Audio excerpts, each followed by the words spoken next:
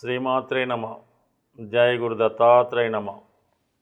ఈ వీడియోలో మనం కన్యా రాశి వారికి జనవరి 4 నుంచి 10వ తారీఖు మధ్యలో జరగబోయే వార ఫలాలు తెలుసుకునే ప్రయత్నం చేద్దాం. ఏదైనా 2026వ సంవత్సరం ప్రారంభంగా ఇది మొదటి వారం.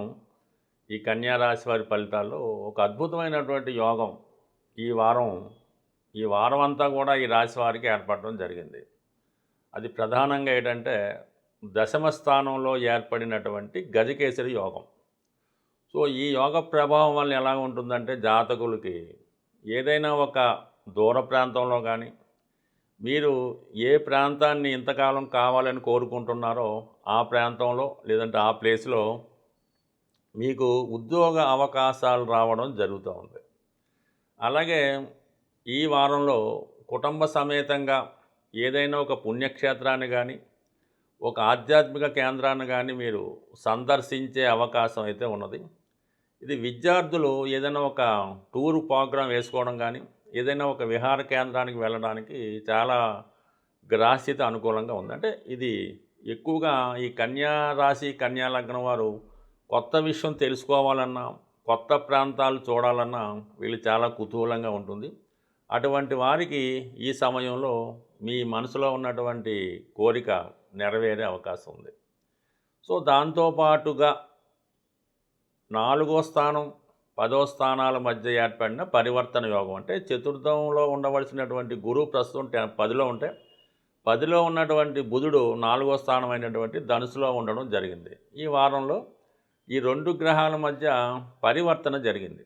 సో ఈ కారణం వల్ల మనకేమవుతుందంటే గురువు 4వ స్థానంలో ఉంటే ఏ ఫలితం పొందుతామో ఆ ఫలితం రావడం జరుగుతుంది. అక్కడ ఉన్నటువంటి గురువుతో ఈ కుజ రవి శుక్ర గ్రహాలు ఉండడం వలన చాలా కాలంగా నూతన గృహాన్ని కొనాలనే మీ ప్రయత్నం కానీ లేదంటే వేరే కొత్త ఇంటిలోకి మారాలనే మీ ప్రయత్నం కానీ తప్పకుండా నెరవేరే అవకాశం ఉన్నది. సో ఏదన్నా ఇటువంటి అవకాశం వచ్చినప్పుడు మీరు సాధ్యమైనంత వరకు ఏదన్నా ఒక గృహాన్ని కొనాలనుకుంటే, అంటే ఎవరికైతే ఇంతకాలంగా సొంత ఇల్లు లేదో వాళ్ళు ఈ సమయంలో మీరు సొంత గృహం కొరకు ప్రయత్నం చేయడం వల్ల మీకు తొందరగా సొంత గృహం ఏర్పడుతుంది. దానికి కావాల్సినటువంటి రుణ సౌకర్యం లభిస్తూ ఉంటుంది.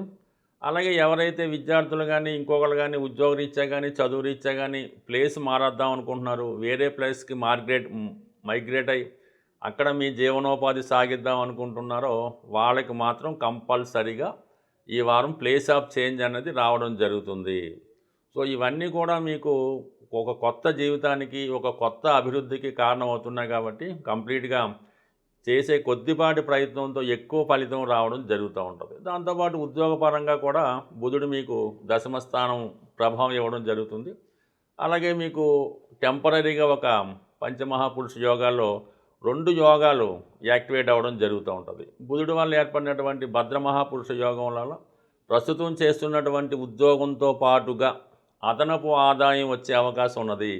అంటే కొంతమంది 2 రకాల ఉద్యోగాలు చేయొచ్చు. అది అవకాశం లేని వాళ్ళు ఏదో పార్ట్ టైంగానో ఏజెన్సీగానో టెంపరీగానో రెగ్యులర్గా వస్తున్నటువంటి ఆదాయంతో పాటు మరొక ఆదాయం కూడా మీకు ఈ సమయం రావడం జరుగుతూ ఉంటుంది. అలాగే గృహంలో చక్కగా అలంకరించుకోవడం కానీ ఏదైనా ఒక పూజ సంబంధించిన కార్యక్రమాల్లో పుణ్య కార్యక్రమాల్లో ఆధ్యాత్మిక కార్యక్రమాల్లో పాల్గొనడానికి కూడా మీకు ఈ హంస మహాపురుష యోగం అదే టెంపరీగా ఈ మ్యూచువల్గా ఏర్పడడం జరిగింది. అది కొంతవరకు ఈ ప్రభావాన్ని ఈ గ్రహాలు ఎక్స్చేంజ్ వచ్చినప్పుడు ఈ విధంగా టెంపరీగా కొన్ని యోగాలు ఏర్పడుతుంటాయి. ఆ సమయంలో చేసే ప్రయత్నాలు కూడా చాలా వరకు జాతకుడికి అనుకూలంగా రావడం జరుగుతూ ఉంటుంది. ముఖ్యంగా ఏంటంటే సప్తమ స్థానం అక్కడ శని భగవానుడు ఉండడం, ఆ సప్తమ భావంపై కుజుడి యొక్క దృష్టి ఇది చాలా ఇబ్బంది పెడతా ఉంటుంది. వైవాహిక జీవితం సంబంధించిన భార్యాభర్తల మధ్య విభేదాలు రావడం కానీ మనస్పర్ధలు రావడం కానీ జరిగే అవకాశం ఉంది. అలాగే వివాహం కుదుర్చుకొని ఏదో తాంబూలాలు పిచ్చుకొని పలానా డేట్ ఫిక్స్ చేసుకున్నటువంటి వివాహ సంబంధాలు కూడా ఈ సమయంలో కొంతవరకు ఏదో ఒక కారణాల వల్ల విచ్ఛిన్నం అవ్వడం కానీ క్యాన్సిల్ అవ్వడం కానీ జరిగే అవకాశం ఉంది. కాబట్టి చాలా వరకు ఈ సమయంలో కొద్దిగా కమ్యూనికేషన్స్ జాగ్రత్తగా చూసుకోవడం మంచిది. ఏ మధ్యవర్తితో ఫోన్ చేశాడు, ఎవరో ఏదో వార్త చెప్పారు, ఇలాంటి రూమర్సు ఇలాంటి అపోహలు నమ్మకుండా కంపల్సరిగా ఈ భార్యాభర్తలు కానీ కాబోయే భార్యాభర్తలు కానీ చాలా వరకు కొంత సహనం ఓర్పు పాటించడం మంచిది. లేని పక్షంలో ఇటువంటి వివాహ బంధాలు, కుదుర్చుకున్న పెళ్లి సంబంధాలు, భార్యాభర్తల మధ్య ఏవో ఒక విభేదాలు సృష్టించి అవతల వారు లాభం పొందాలనే ఉద్దేశంతో మాత్రమే జరుగుతూ ఉంటుంది. తర్వాత మీరు పశ్చాత్తాపడినా పర్వాలేదు కాబట్టి ఎటువంటి విషయాన్నైనా సరే కళ్ళతో చూసి జాగ్రత్తగా నిర్ణయించుకోవాలి తప్ప ఏది పడితే అది నమ్మి నిర్ణయం తీసుకుంటే తర్వాత ఇబ్బంది పడడం జరుగుతూ ఉంటుంది. బట్ ఏదైనా ఈ రాశివారు కంపల్సరిగా ఏదో ఒక ఈ వారంలో వచ్చే బుధవారం రోజు విఘ్నేశ్వరుని యొక్క ఆలయంలో గరికతో అర్చన చేసి ఎండు ఖర్జూరాన్ని నైవేద్యంగా పెట్టడం కానీ, లేదంటే విష్ణుమూర్తి అంటే వెంకటేశ్వర స్వామి వారి ఆలయంలో తులసిమాల సమర్పించి గోవిందనామాలు పారాయణ చేయడం వల్ల కానీ, ఇవన్నిటికీ కూడా బ్రహ్మాండమైన రెమెడీ ఏంటంటే విష్ణు సహస్రనామాన్ని రెగ్యులర్గా పారాయణ చేయడం వల్ల, అంటే సమయం ఉన్నవాళ్ళు, ఓర్పు ఉన్నవాళ్ళు ఈ కన్యా లగ్నం కానీ కన్యా రాశి కానీ అయింటే మీకు అన్ని సమస్యలకి ఏకైక పరిష్కారం విష్ణు సహస్రనామ పారాయణ. దాన్ని సంపూర్ణంగా అర్థాలతో సహా మీరు తెలుసుకుంటే మీ జీవితంలో ఇన్ ఫ్యూచర్లో ఎటువంటి పరిహారం చేయకపోయినా మీ జీవితం సజావుగా సాగే అవకాశం ఉంటుంది. జ్యోతిష శాస్త్రానికి వాస్తు శాస్త్రానికి కంప్లీట్గా ఒక అవినాభావ సంబంధం ఉంటుంది. మన దశను బట్టి, మనకి జరుగుతున్నటువంటి పీరియడ్ని బట్టే మనం నివసించే గృహం కూడా ఉండడం జరుగుతూ ఉంటుంది. అది కోయిన్సైడ్ అవుతూ ఉంటుంది. సర్వసాధారణంగా మీరు సొంత గృహం మీకు ఏదో ఊర్లోనో వేరే స్టేట్లోనో వేరే రాష్ట్రంలో ఉంటుంది. మీ యొక్క సొంత గృహం మీ తండ్రి గారిదో తాతగారిదో మీకు వారసత్వంగా అందులో హక్కు ఉంది అనుకుందాం. మీరు వేరే సిటీలో ఈవెన్ అమెరికాలో కానీ ఆఫ్రికాలో కానీ హైదరాబాద్లో ఎక్కడున్నా సరే మీరు ఒక ఇల్లు అద్దెకి తీసుకోవడం జరుగుతూ ఉంటుంది. కేవలం మీ సొంత గృహంలో ఎటువంటి వాస్తు దోషం ఉంటుందో అదే వాస్తు దోషంతో ఉన్న ఇల్లు మాత్రమే మీకు దొరుకుతుంది అద్దెకు ఉండడానికి. లేదు మీరు కొనుక్కోవాలన్నా కూడా అటువంటి వాస్తు దోషం ఉన్న ఇల్లే మీకు కుదరడం జరుగుతూ ఉంటుంది. ఎక్కువగా వాయువ్య దోషం ఎవరికైతే వారి గృహంలో ఉంటుందో వారు నివసిస్తున్న గృహంలో కానీ కొంటున్న గృహంలో కానీ అదే వాస్తు దోషం అన్నది కంటిన్యూ అవ్వడం జరుగుతూ ఉంటుంది. సో ఇది ఎక్కువగా ప్రస్తుతం ఉన్నటువంటి ఈ పిల్లలకి ఈ పెళ్ళిళ్ళు, అలాగే వాళ్ళ ఉద్యోగాలు, అలాగే విదేశ ప్రయత్నాలు, విదేశంలో ఉండడం, అక్కడ ఉద్యోగం లేకపోవడం, ఇవన్నీ కూడా మీరు నివసిస్తున్నటువంటి గృహంలో ప్రధానంగా ఉన్నటువంటి నైరుతి మరియు వాయువ్య దోష ప్రభావం వల్ల సరిగ్గా మీ యొక్క అమ్మాయినో లేదంటే మనం ఏదో అనుకుందాం, మీ ఇంట్లో ఒక ఆడపిల్ల ఉంది, బాగా చదివించారు, డిగ్రీ పూర్తయింది, ఉద్యోగం వచ్చింది, ఒక 2 సంవత్సరాలు ఉద్యోగం చేస్తుంది. మీరు ఒక పెళ్ళి ప్రయత్నం చేసి అమ్మాయిని అడుగుతారు, ఏదో చూడమంటుందో చెప్తుంది. మీరు ఈ ప్రయత్నం చేస్తుండగానే సడన్గా ఏదో ఆఫీసులో ఎవరు ఇష్టపడుతున్నారో మేము ఆ పెళ్లి చేసుకోవాలని అనుకుంటున్నామని చెప్పడం జరుగుతూ ఉంటుంది.